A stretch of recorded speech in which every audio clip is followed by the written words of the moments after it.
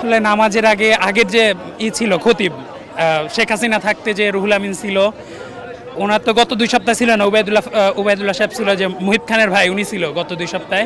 তো এই সপ্তাহে আবার ও এসে ফিতনা সৃষ্টি করছে, এই বক্তৃতা শুরু করছে। তো মানুষজন তো তাকে মেনে নিবে না, স্বৈরাচারের আমলের যে আরও একটা আস্ত ফিতনাবাজ।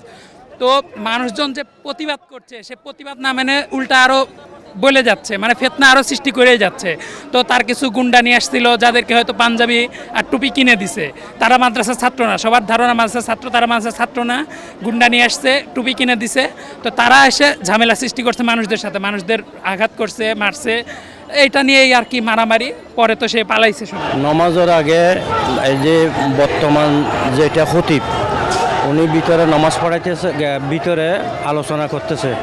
তখন সাবেক খতিব আসছে, আইয়ারে ওনাকে ধাক্কা দিয়েছে, লামাই দিয়েছে। লামাই দিয়ে উনি স্পিকারটা হারেনি, আলোচনা শুরু করে দিছে।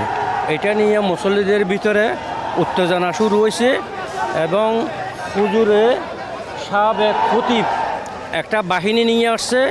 ওই বাহিনীগুলা মসজিদের ভিতরে দখল করছে, দখল করে মুসল্লিদের উপরে অতর্কিতভাবে কি হামলা করতেছে। মানে যেটা ভাই এরা লাঠি টাঠি নিয়ে আসছে, এটা নিয়ে হামলা করতেছে।